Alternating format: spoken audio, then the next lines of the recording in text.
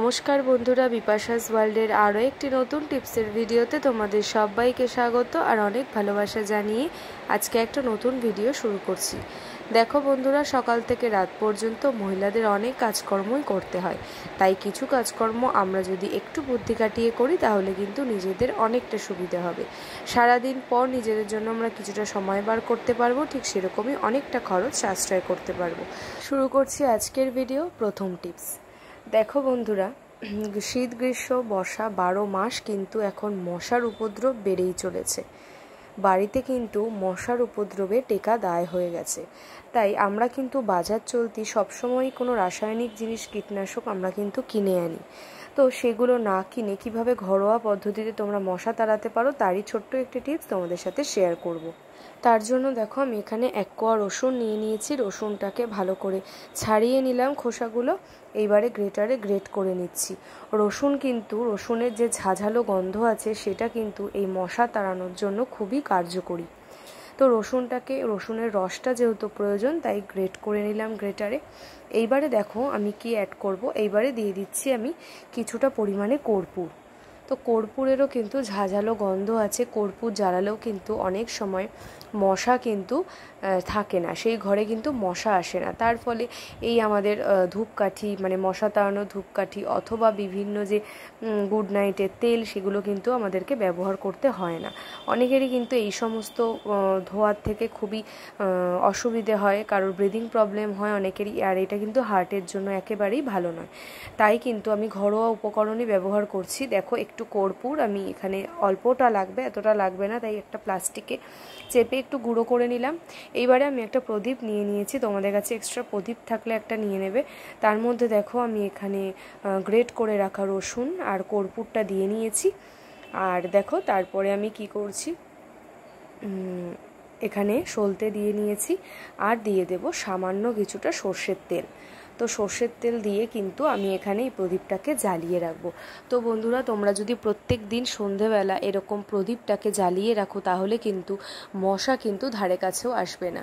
তো দেখো আমি এখানে 3টে জিনিস দিয়েছি। সর্ষের তেল তো দিতেই হবে, আর তার মধ্যে কর্পূর আর রসুন দিয়ে দিয়েছি। তো দেখো এইবারে তোমরা এটাকে ভালো করে জ্বালিয়ে নেবে। এইবারে সন্ধেবেলা চারিদিকে ঘরের, মানে যখন আর কি মশা আসে, এছাড়াও জানলার পাশে তোমরা এটাকে জ্বালিয়ে রাখবে।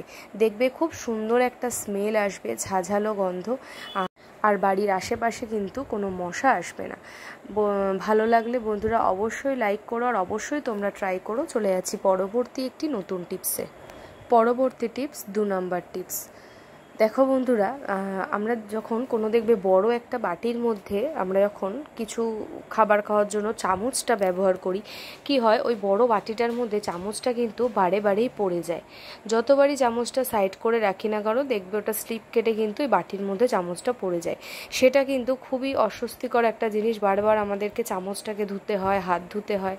তো তোমরা যদি একটা ছোট্ট কাজ করে নিতে পারো তাহলে কিন্তু এই প্রবলেম হবে না। দারুণ একটা ট্রিক বন্ধুরা, অবশ্যই ট্রাই করবে, আর অবশ্যই ট্রাই করে কমেন্ট করে জানাবে।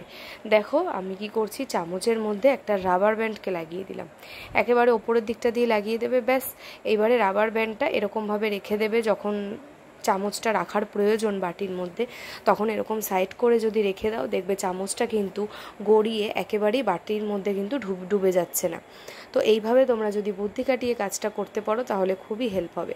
তো এখন থেকে বন্ধুরা এরকম যত বড়ই বাটি নেও না কেন, চামচে অবশ্যই গার্ডার লাগিয়ে নিও। ভালো লাগলে লাইক করো। চলে যাচ্ছি পরবর্তী টিপসে। পরবর্তী টিপস, 3 নম্বর টিপস। দেখো বন্ধুরা, প্রেশার কুকারে যদি একটা কাপড় লাগিয়ে নিতে পারো তাহলে কিন্তু তোমাদের রোজকার এই মাঝামাঝির সময় যে পরিশ্রম, সেটা কিন্তু আর করতে হবে না। কি করবে চলো তোমরা দেখে নাও। তো বন্ধুরা, আমরা যখন প্রেশার কুকারে কোনো রান্না করি তখন কিন্তু এই সিটি যখন আমরা দিই, সিটিগুলো যখন পড়ে কি হয়, তা ধরো জলটা বেশি হয়ে যাওয়ার ফলে পুরো চারিদিকে ছিটকে কিন্তু বেরিয়ে আসে। তার ফলে প্রেশার কুকারটা নষ্ট হয়।